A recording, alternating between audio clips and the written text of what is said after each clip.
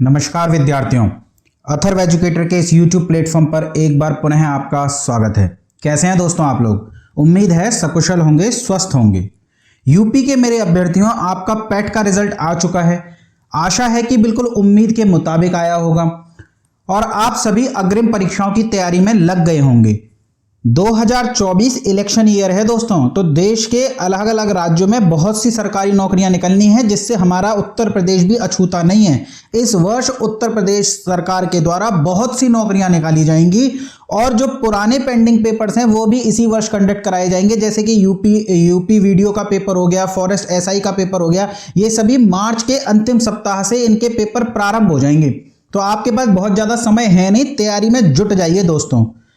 आज के इस वीडियो लेक्चर में हम सिंधु घाटी सभ्यता से जुड़े हुए महत्वपूर्ण 50 प्रश्नों को देखेंगे।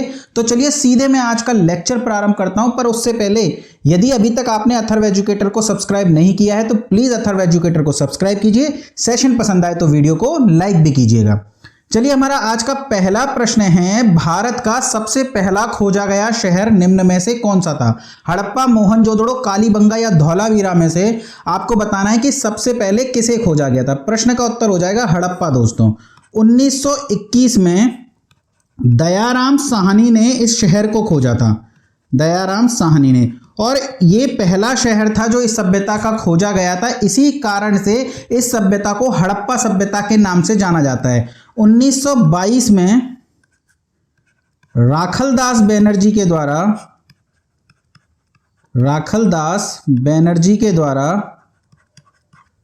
मोहनजोदड़ो की खोज की गई थी, मोहनजोदड़ो की।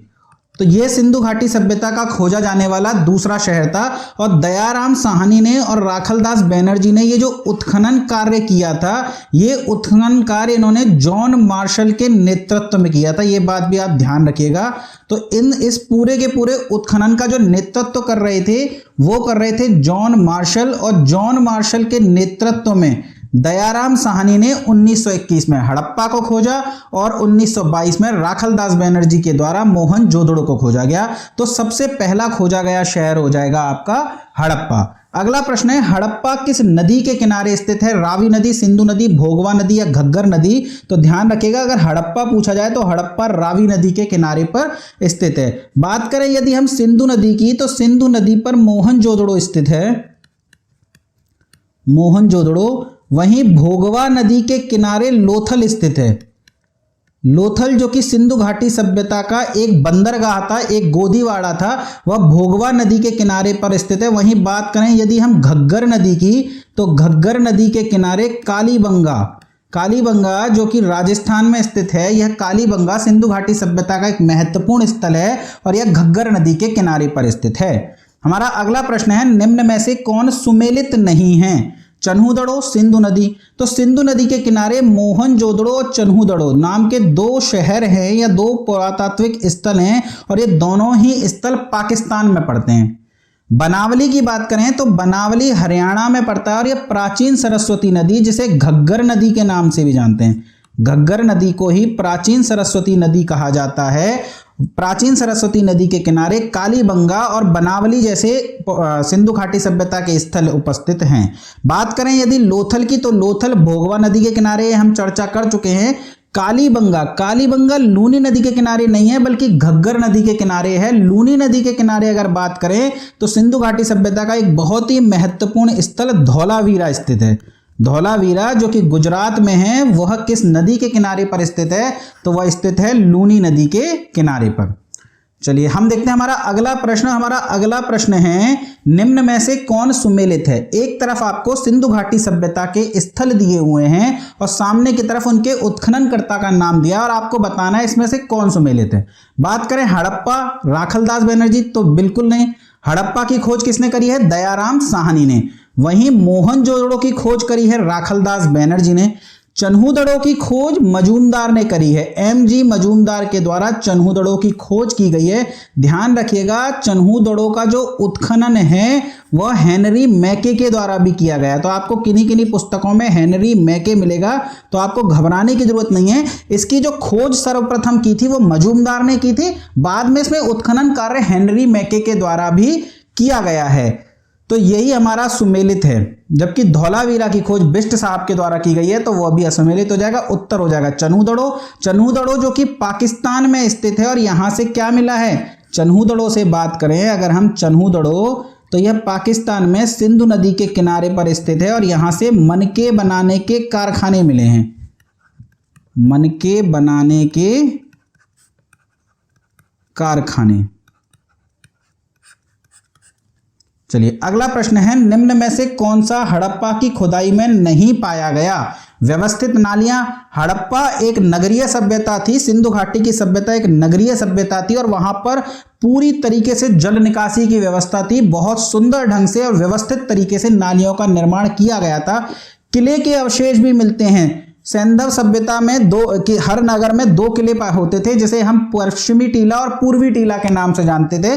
तो किले के अवशेष भी मिले हैं, जलाशयों के अवशेष भी मिले हैं, पर शिखर रहित मंदिरों के अवशेष ही नहीं मिले, न शिखर रहित न शिखर सहित। हालांकि ऐसा नहीं है कि वो लोग पूजा पाठ नहीं करते थे, मात्र देवी की पूजा करते थे, पाशुपत की मूर्ति भी मिली है, पर किसी भी प्रकार के धर्म या मंदिर का साक्ष्य प्राप्त नहीं होता। तो प्रश्न का उत्तर हो जाएगा शिखर रहित मंदिर सैंधव सभ्यता से हमें प्राप्त नहीं होते। चलिए अगला प्रश्न है, निम्न में से कौन सा शहर ऐसा है जहां से किले के साक्ष्य नहीं मिले हैं? तो हड़प्पा सभ्यता का ऐसा शहर जहां से किले के साक्ष्य नहीं मिले हैं वो हो जाएगा चन्हूदड़ो।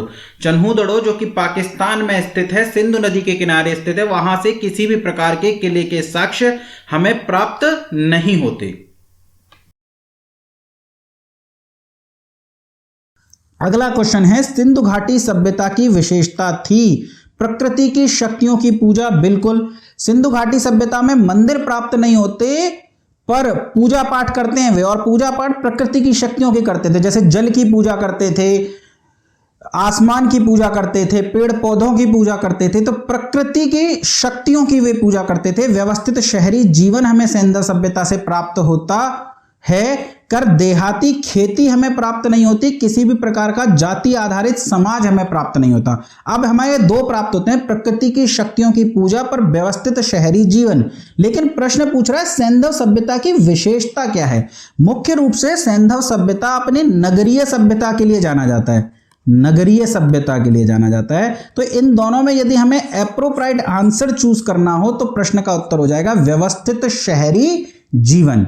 चलिए अगला प्रश्न है, सिंधु घाटी सभ्यता का स्थल शोरतुगोई किस देश में स्थित है? देखिए सिंधु घाटी सभ्यता मुख्यतः भारत, पाकिस्तान और अफगानिस्तान में फैली हुई है। तो अफगानिस्तान में इसके 2 ही शहर या 2 ही स्थल पाए जाते हैं, आपको उनका नाम याद रखना होगा। एक तो है शोरतुगोई और दूसरा है मुंडीगौक। मुंडीगौक, तो शोरतुगोई आपसे पूछ लेगा, मुंडीगौक आपसे पूछ लेगा, ये दोनों ही अफगानिस्तान में पाए जाते हैं। बात करें शोरतुगोई की तो यहां से नहरों के प्रमाण मिले हैं, नहरों के प्रमाण।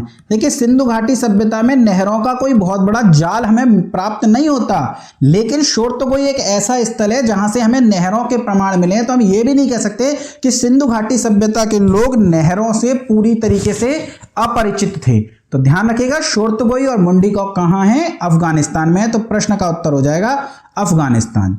चलिए अगला है, सिंधु सभ्यता का एकमात्र स्थल जहां से कृत्रिम गोदीवाड़ा प्राप्त हुआ है। बहुत आसान सा प्रश्न है, सभी जानते हैं। सिंधु सभ्यता का एक ऐसा शहर जहां से बंदरगाह प्राप्त हुआ है, गोदीवाड़ा प्राप्त हुआ है, वो है लोथल। और लोथल किस नदी के किनारे पर है? तो लोथल जो है भोगवा नदी के किनारे पर है। और अगर आपसे पूछ ले किस राज्य में स्थित है तो गुजरात में। ध्यान रखिएगा गुजरात से भारत में सर्वाधिक सैंधव सभ्यता के स्थल प्राप्त होते हैं, तो गुजरात में स्थित है लोथल। किस नदी के किनारे? भोगवा नदी के किनारे। बात करें कालीबंगा की तो ये राजस्थान में है। हड़प्पा और मोहनजोदड़ो ये दोनों ही पाकिस्तान में। तो हमारे प्रश्न का उत्तर हो जाएगा लोथल। चलिए अगला प्रश्न है, सिंधु घाटी सभ्यता के लोगों का मकान प्रायः बना होता था। देखिए सिंधु घाटी की सभ्यता नगरीय सभ्यता थी, नगरीय सभ्यता। और नगर में कैसे होते हैं? बड़े बड़े पक्के पक्के मकान होते हैं। तो सिंधु घाटी की सभ्यता के जो मकान थे वे भी पक्की ईंटों से निर्मित थे। पर याद रखिएगा इसका अपवाद है कालीबंगा, अपवाद है कालीबंगा। कालीबंगा के जो मकान हैं वो कच्ची ईंटों से निर्मित हैं। कालीबंगा जो कि राजस्थान में पाया जाता है, उसके मकान कच्ची ईंटों से बने हैं। चलिए अगला प्रश्न है, सिंधु घाटी सभ्यता का विशाल स्नानागार कहां पाया गया है? बहुत आसान सा प्रश्न है, इसका उत्तर हो जाएगा मोहनजोदड़ो। मोहनजोदड़ो से हमें स्नानागार प्राप्त होता है। सार्वजनिक बिल्डिंग थी ये, सामूहिक रूप से यहां पर स्नान किया जाता था, लेकिन प्रतिदिन नहीं बल्कि धार्मिक अवसरों पर। तो यह धार्मिक अनुष्ठान के लिए प्रयोग होती थी, धार्मिक अनुष्ठान के लिए प्रयुक्त। और यहां पर जल भरने और जल को निकालने और साफ सफाई के लिए बहुत ही उचित ढंग से व्यवस्था की गई थी। यानी इससे पता लगता है कि सैंधव सभ्यता की जो टेक्नोलॉजी थी निर्माण में, वो बहुत ही उत्तम कोटि की थी। चलिए अगला प्रश्न है, सिंधु सभ्यता का निम्न में से सबसे बड़ा भवन कौन सा है? देखिए स्नानागार बहुत बड़ा था, पर यदि आपसे सबसे बड़ा भवन पूछ ले तो सबसे बड़ा भवन हो जाएगा अन्नागार। बात करें स्नानागार प्राप्त कहां से हुआ है, तो स्नानागार प्राप्त हुआ है आपका मोहनजोदड़ो से। कहां से?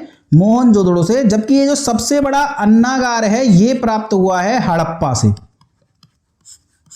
और हड़प्पा और मोहनजोदड़ो दोनों ही कहां स्थित हैं? पाकिस्तान में। हड़प्पा रावी नदी के किनारे पर और मोहनजोदड़ो सिंधु नदी के किनारे पर। चलिए अगला प्रश्न है, मार्शल ने निम्न में से किसे विश्व का आश्चर्यजनक निर्माण कहा है? जॉन मार्शल, जिसके नेतृत्व में इस मोहनजोदड़ो और हड़प्पा की खुदाई की गई थी, उसने इस स्नानागार को विश्व का आश्चर्यजनक निर्माण कहा है, क्योंकि इतने प्राचीन समय में इतने सुव्यवस्थित तरीके से ये स्नानागार बनाया गया था कि मार्शल ने देखते ही कहा था ये तो आश्चर्य है, कैसे बनाया गया समझ नहीं आ रहा, ये तो आश्चर्यजनक निर्माण है विश्व का। तो विश्व का आश्चर्यजनक निर्माण स्नानागार को किसने कहा अगर पूछ ले तो मार्शल ने। मार्शल ने किसे विश्व का आश्चर्यजनक निर्माण कहा? तो स्नानागार को। और स्नानागार कहां से प्राप्त हुआ है? तो स्नानागार प्राप्त हुआ है मोहनजोदड़ो से। तो ये सारे प्रश्न बनते हैं, थोड़ा ध्यान रखिएगा। चलिए अगला प्रश्न है, मोहनजोदड़ो का स्थानीय नाम क्या है? देखिए प्रश्न आया हुआ है कि मोहनजोदड़ो का स्थानीय नाम क्या है, तो मैंने ये यहाँ पे एज इट इज रख दिया। लेकिन वास्तव में ये मोहनजोदड़ो का स्थानीय नाम नहीं कह सकते, बल्कि शाब्दिक अर्थ है। शाब्दिक अर्थ, ये जो मोहनजोदड़ो है अगर इसका अर्थ निकाला जाए तो इसका अर्थ होता है मृतकों का टीला। तो मोहनजोदड़ो का स्थानीय नाम या शाब्दिक अर्थ क्या है? मृतकों का टीला। सिंधु घाटी सभ्यता की लिपि है। देखिए सिंधु घाटी सभ्यता में हमें लिपि तो प्राप्त होती है, लेकिन उस लिपि को अभी तक पढ़ा नहीं गया। वो लिपि कुछ ऐसी है, जैसे हम बात करें कि इसे लिखते कैसे हैं, तो पहले इसे प्रारंभ करते हैं बाएं से लिखना और फिर दाएं की तरफ आते हैं। जैसे हम उर्दू नहीं लिखते बाएं से दाएं, पर उर्दू हमेशा बाएं से दाएं लिखी जाती है, परंतु ये जो लिपि थी ये ऐसे बाएं से दाएं, उसके उपरांत दाएं से बाएं, फिर बाएं से दाएं, फिर दाएं से बाएं, फिर बाएं से दाएं। तो इस लिपि को जो नाम दिया गया है वो ब्रुस्टोफोदन लिपि है। ब्रुस्टोफोदन लिपि इस लिपि को कहा जाता था। कुछ ये सांप की तरह चलती है, इस वजह से इस लिपि को सर्पिलाकार लिपि भी कहते हैं। सर्पिलाकार लिपि। इसी लिपि को गौमूत्रीय लिपि भी कहते हैं। गौमूत्रीय लिपि। और क्योंकि इसमें चित्रों का प्रयोग हुआ है इस वजह से इसे चित्राक्षर लिपि भी कहते हैं। चित्राक्षर लिपि। लेकिन ध्यान रखिएगा इस लिपि को अभी तक पढ़ा नहीं गया है, और इतिहास का ऐसा युग जहां लिपि प्राप्त होती है पर उस लिपि को पढ़ा नहीं जाता, उस युग को कहते हैं आद्य ऐतिहासिक युग। आद्य ऐतिहासिक युग। जिसकी लिपि प्राप्त नहीं है जैसे कि पुरापाषाण काल, उनको कहते हैं प्राग ऐतिहासिक युग। लेकिन लिपि प्राप्त पर पढ़ी नहीं गई वो है आद्य ऐतिहासिक युग। तो ये सारे प्रश्नों के उत्तर हो जाएंगे। चित्राक्षर लिपि, ब्रुस्टोफोदन लिपि, सर्पिलाकार लिपि, गौमूत्रीय लिपि। पर हमें ऑप्शन में इनमें से एक भी नहीं दिया हुआ। तो क्योंकि इस लिपि को अभी तक पढ़ा नहीं गया, इसलिए इस प्रश्न के उत्तर से हो जाएगा लिपि अज्ञात है। यानी सिंधु घाटी सभ्यता की ये जो लिपि है ये कैसी है? तो ये अज्ञात है। चलिए अगला प्रश्न है, सिंधु घाटी सभ्यता का स्थल धौलावीरा किस लिए प्रसिद्ध है?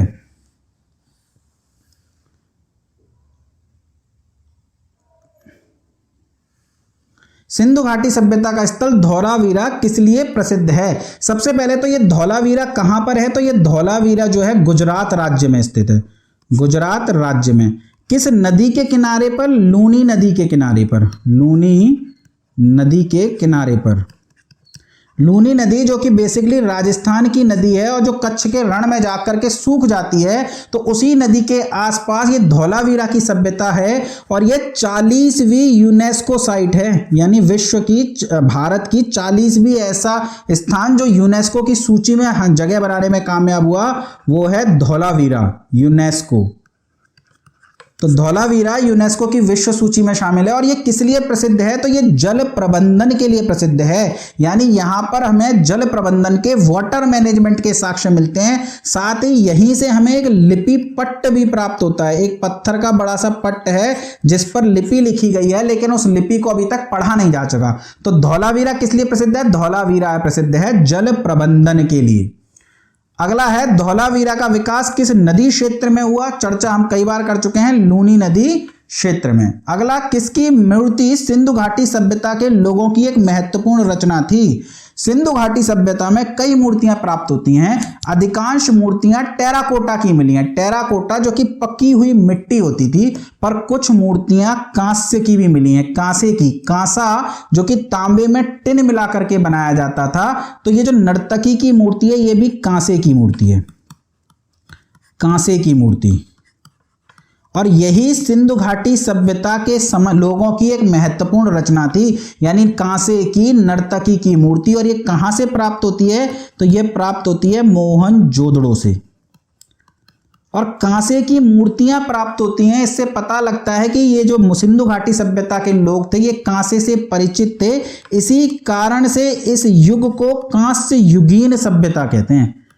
कांस्य युगीन सभ्यता। इससे पहले की सभ्यता कौन सी है? ताम्र युगीन सभ्यता। अब तांबे से आगे बढ़ गए, कांसे तक परिचित हो गए, तो कांस्य युगीन सभ्यता। वैदिक काल के लोग लोहे से परिचित हो जाएंगे, तो लौह युगीन सभ्यता। तो जिस धातु से हम परिचित होते जाते हैं, अक्सर उस धातु से सभ्यताओं के नाम पड़ जाया करते हैं। तो सैंधव सभ्यता कैसी सभ्यता थी? कांस्य युगीन सभ्यता। कांसे की मूर्ति प्राप्त होती है, नर्तकी की मूर्ति, और वो कहां से प्राप्त होती है? वो प्राप्त होती है मोहनजोदड़ो से। तो प्रश्न का उत्तर हो जाएगा नर्तकी की मूर्ति। चलिए अगला प्रश्न है, निम्न में से कौन सा सिंधु घाटी सभ्यता का स्थल पाकिस्तान में है? पाकिस्तान में हम चर्चा कर चुके हैं। एक तो है मोहनजोदड़ो, मोहनजोदड़ो, दूसरा है हड़प्पा और तीसरा है चन्हूदड़ो। इसके अलावा कई हैं, पर बड़े बड़े जो महत्वपूर्ण एग्जाम की दृष्टि से हो जाते हैं वो ये तीन हैं, मोहनजोदड़ो, हड़प्पा और चन्हूदड़ो। तो हमारे ऑप्शन में हम देख लेंगे क्या दिया हुआ है। दिया हुआ है चन्हूदड़ो। चन्हूदड़ो जो कि सिंधु नदी के किनारे पर स्थित है और पाकिस्तान में स्थित है। अगला प्रश्न है, मानव द्वारा उपयोग की गई पहली धातु थी? देखिए यहां पर सिंधु घाटी सभ्यता की बात नहीं हो रही, यहां पर पूरे मानव की बात हो रही है। मानव ने जो सर्वप्रथम धातु का इस्तेमाल किया था वह तांबा था। ध्यान रखिएगा, तांबा। तो मानव द्वारा उपयोग की गई पहली धातु कौन सी थी? तांबा थी। जबकि अगर सैंधव सभ्यता की बात करें कि वे किस धातु की सभ्यता थी, तो कांस्य युगीन सभ्यता थी। अगला प्रश्न है, उर्वरता की देवी की मूर्ति कहां से प्राप्त हुई है? नर्तकी की कांसे की मूर्ति हमें मोहनजोदड़ो से प्राप्त होती है, जबकि उर्वरता की देवी की जो मूर्ति है वो हमें हड़प्पा से प्राप्त होती है। ये एक मूर्ति है देवी की जिसके गर्भ से या पेट से हम कहें पेड़ निकल रहा है। तो वो जो पेड़ निकल रहा है, इस वजह से पुरातत्व वेत्ताओं ने कहा है कि ये उर्वरता की देवी है। इसकी पूजा सिंधु घाटी सभ्यता के काल में उर्वरता की देवी के रूप में होती थी। कई देवियों की मूर्ति प्राप्त हुई है, जिससे पता लगता है कि सिंधु घाटी सभ्यता मात्र युगीन सभ्यता थी, मात्र सत्तात्मक सभ्यता थी, मात्र सत्तात्मक सभ्यता। तो कांस्य युगीन सभ्यता थी, मात्र सत्तात्मक सभ्यता थी। जबकि बात करें वैदिक सभ्यता की, तो वैदिक सभ्यता पितृ सत्तात्मक सभ्यता थी। चलिए अगला प्रश्न देखते हैं।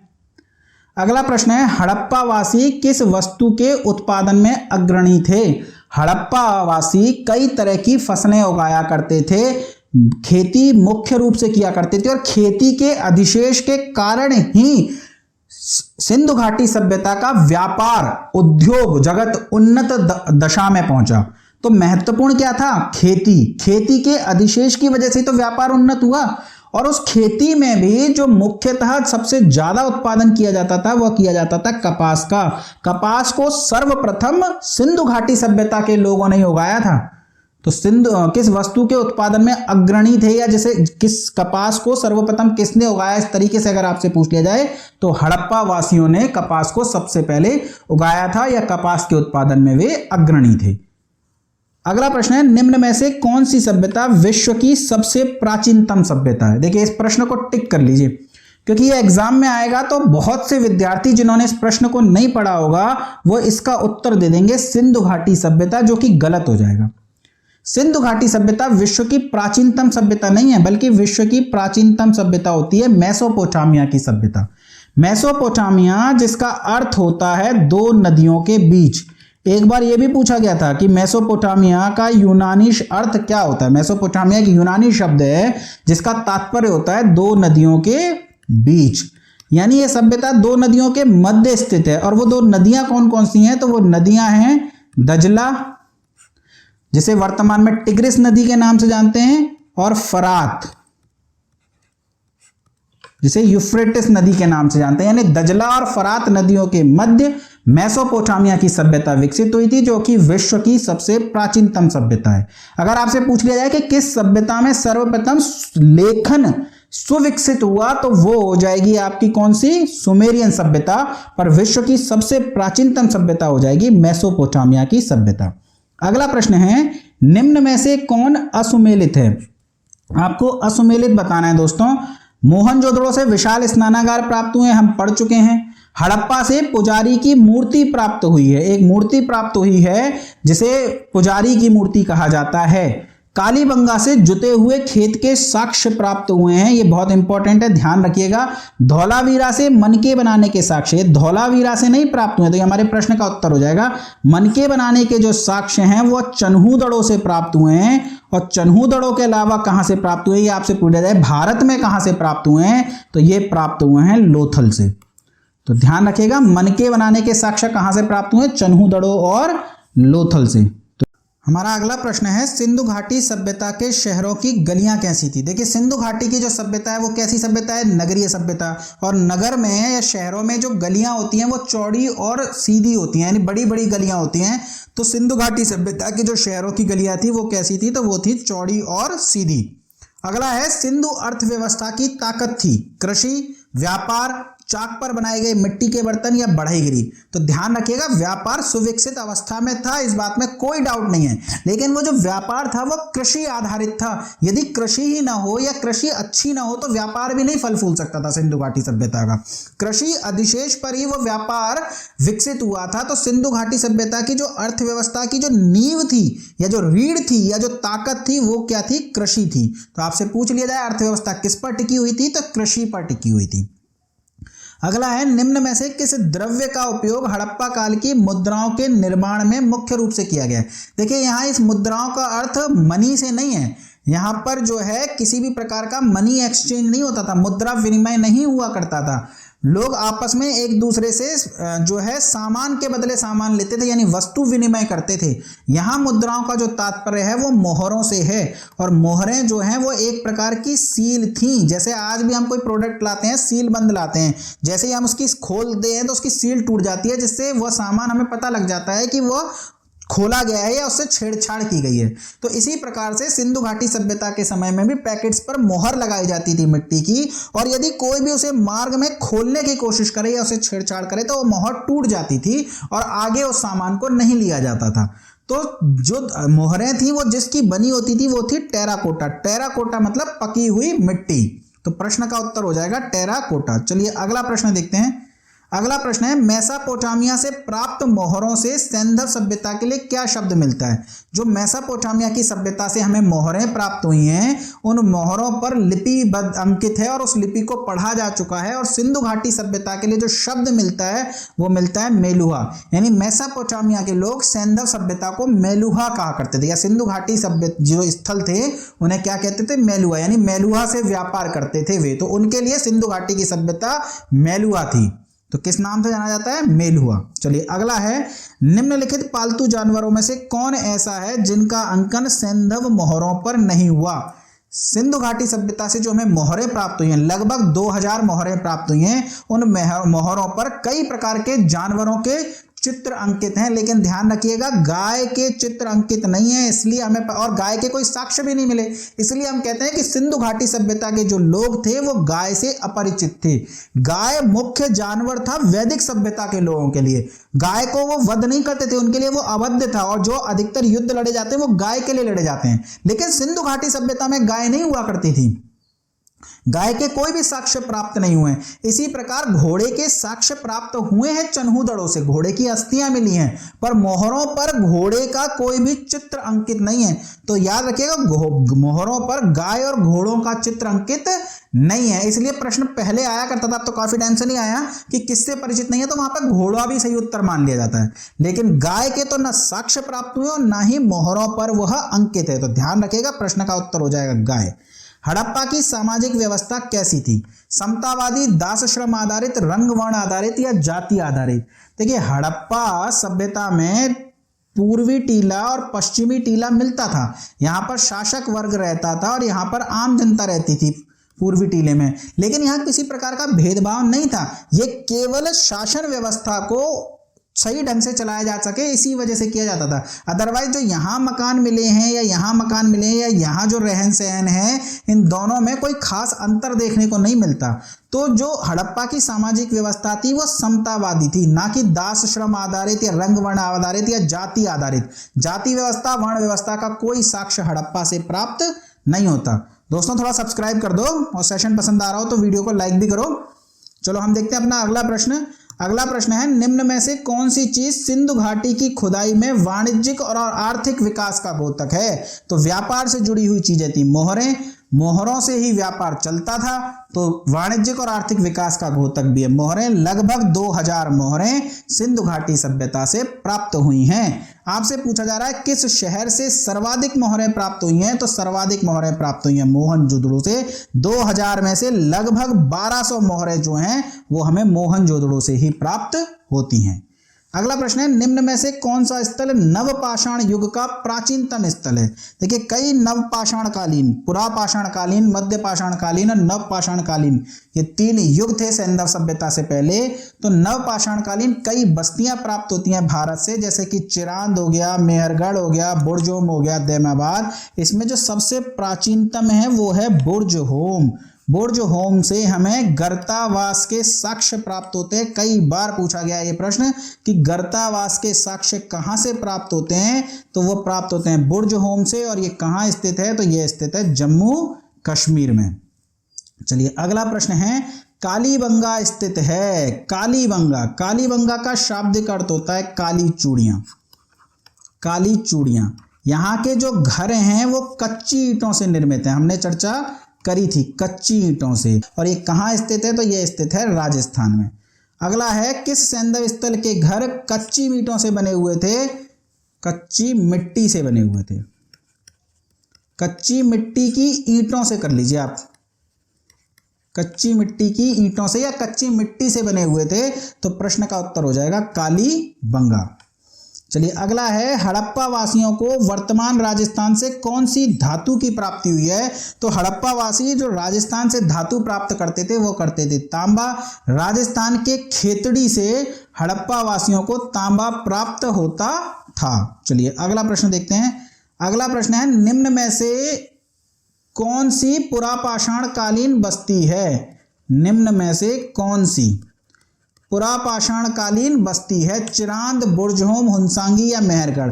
बात करें चिरांद की, बुर्जहोम की, मेहरगढ़ की, कोल्डी हवा की, तो ये सभी नवपाषाण कालीन बस्तियां हैं। नवपाषाण कालीन बस्तियां, ध्यान रखिएगा, नवपाषाण कालीन बस्तियां निम्न में से कौन सी हैं? तो चिरांद, बुर्जहोम, मेहरगढ़ और कोल्डी हवा ये सभी नवपाषाण कालीन बस्तियां हैं। जबकि बात करें हुनसांगी की, तो ये जो हुनसांगी है ये पुरापाषाण कालीन बस्ती है। हमारे प्रश्न का उत्तर हो जाएगा सी। अगला है, निम्नलिखित में से किस हड़प्पा कालीन स्थल से जुताई वाले क्षेत्र के साक्ष्य मिले हैं? क्षेत्र खेत का ही तत्सम शब्द है, तो जुते हुए खेत के साक्ष्य कहां से मिले? आसान सा प्रश्न है, कई बार पूछा जाता है। कालीबंगा से जुते हुए खेत के साक्ष्य प्राप्त होते हैं। अगला प्रश्न है, हड़प्पा सभ्यता का युग था कांस्य युग, नवपाषाण युग, पुरापाषाण युग या लौह युग। इसी वीडियो में कई बार चर्चा कर चुके हैं। नगरीय सभ्यता थी, कांस्य युगीन सभ्यता थी, मात्र सत्तात्मक समाज था सिंधु घाटी सभ्यता का। चलिए अगला प्रश्न देखते हैं। अगला प्रश्न है, निम्न में से कौन सा हड़प्पा कालीन स्थल गुजरात में नहीं है? गुजरात से सर्वाधिक हड़प्पा कालीन स्थल प्राप्त होते हैं। लोथल आपका गुजरात में है जो कि भोगवा नदी के किनारे है। सुरकोतड़ा भी गुजरात में है, धौलावीरा भी गुजरात में है, लेकिन दैमाबाद गुजरात में नहीं पड़ता दोस्तों। दैमाबाद पड़ता है महाराष्ट्र में और जिस नदी के किनारे पर स्थित है वो है प्रवरा नदी। चलिए अगला प्रश्न है, निम्न में से कौन सा नवपाषाण सांस्कृतिक स्थल नहीं है? तो बुर्जहोम, कोल्डी हवा, मेहरगढ़, ये सभी कैसे हैं? ये सभी नवपाषाण कालीन बस्तियां हैं, जबकि कुंतासी नवपाषाण कालीन बस्ती नहीं है। चलिए अगला है, निम्न में से किस नगर के घरों के दरवाजे मुख्य सड़क की ओर खुलते थे? तो ध्यान रखिएगा, जो सिंधु घाटी सभ्यता है उनके घरों के दरवाजे मुख्य सड़क की ओर ना खुल के पीछे गली में खुलते थे, गली में खुलते थे। सिंधु घाटी सभ्यता के लोग अपनी प्राइवेसी का बहुत ध्यान रखते थे, तो वो मुख्य सड़क की तरफ दरवाजे नहीं खोलते थे अपने घरों के। क्यों? क्योंकि उन्हें लगता था इससे उनकी प्राइवेसी का हनन हो रहा है। सड़क पर चलता हुआ व्यक्ति घर में तांग झांक करेगा, तो उनके घर जो है पीछे गली में खुलते थे, जहां पर लोगों की आवाजाही कम होती है। पर सिंधु घाटी सभ्यता का एकमात्र स्थल लोथल ऐसा है जहां घरों के दरवाजे मुख्य सड़क की ओर खुलते थे। पुरातत्ववेत्ता कहते हैं कि ये घर नहीं है, वास्तव में ये दुकानें हैं। और दुकानें तो भाई वहां खुलेंगी ना जहां आवाजाही होगी, और दुकानें कहां होंगी? जहां पर बंदरगाह होंगे, जहां व्यापार बढ़िया चलेगा। तो लोथल से हमें घरों के दरवाजे मुख्य सड़क की ओर खुलने के साक्ष्य प्राप्त होते हैं। तो प्रश्न का उत्तर क्या हो जाएगा? प्रश्न का उत्तर हो जाएगा लोथल। चलिए अगला प्रश्न है, सिंधु घाटी की सभ्यता किस प्रकार की सभ्यता थी? प्राग ऐतिहासिक, आदि ऐतिहासिक, ऐतिहासिक, उत्तर ऐतिहासिक हम चर्चा कर चुके हैं। लिपि प्राप्त हुई है पर उस लिपि को अभी तक पढ़ा नहीं गया। उसे बृष्टोफोदन लिपि, चित्राक्षर लिपि, गौमूत्रीय लिपि और सर्पिलाकार लिपि कहते हैं। पर चूंकि पढ़ा नहीं गया, इस वजह से सिंधु घाटी की सभ्यता कैसी सभ्यता हो जाएगी?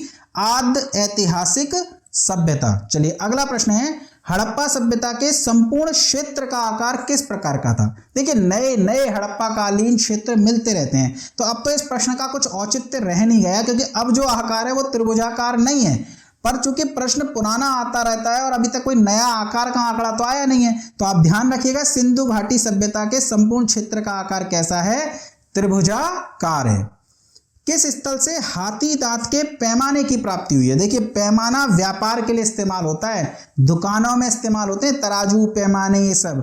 और दुकानें या व्यापार, बंदरगाह, ये सब कहाँ है? लोथल में। तो प्रश्न का उत्तर हो जाएगा लोथल से हमें पैमाना प्राप्त होता है। और पैमाना किससे निर्मित था? तो हाथी के दांतों से निर्मित था। अगला है, निम्न में से कौन सा हड़प्पीय नगर 3 भागों में विभक्त था? देखिए हड़प्पा के जो नगर हैं वो 2 भागों में विभक्त हैं, पश्चिमी टीला और पूर्वी टीला। लेकिन धौलावीरा एकमात्र ऐसा नगर है जो 3 भागों में विभक्त था। तो प्रश्न का उत्तर क्या हो जाएगा? धौलावीरा।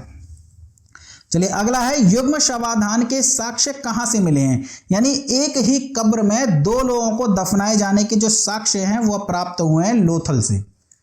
अगला है, निम्न स्थानों में किस स्थान से वृषभ मुद्रा प्राप्त हुई है? सिंधु घाटी सभ्यता की जो सबसे महत्वपूर्ण मोहर या सबसे महत्वपूर्ण मुद्रा है वो है वृषभ मुद्रा, और वृषभ मुद्रा प्राप्त हुई है मोहनजोदड़ो से।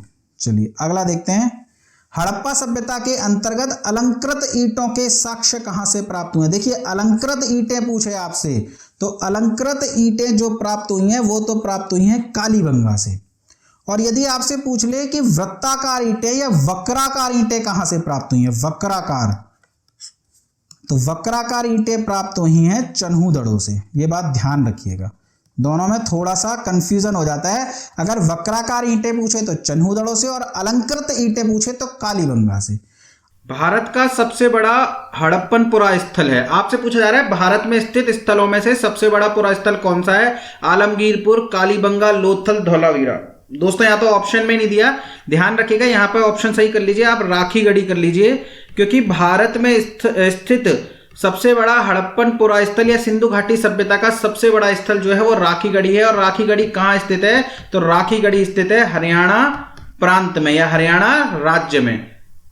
तो दोस्तों ये थे मोहनजोदड़ो से जुड़े हुए 50 प्रश्न। मुझे पूरी उम्मीद है कि आपको ये प्रश्न बहुत पसंद आए होंगे। आप इस वीडियो लेक्चर को अच्छे से पढ़िएगा, क्योंकि यहां से सीधा कोई ना कोई प्रश्न आपको आपके एग्जाम में देखने को जरूर मिलेगा। तो चलिए फिर मिलते हैं अगले वीडियो लेक्चर में। तब तक पढ़ते रहिए, मस्त रहिए, चैनल को शेयर सब्सक्राइब करते रहिए। धन्यवाद दोस्तों।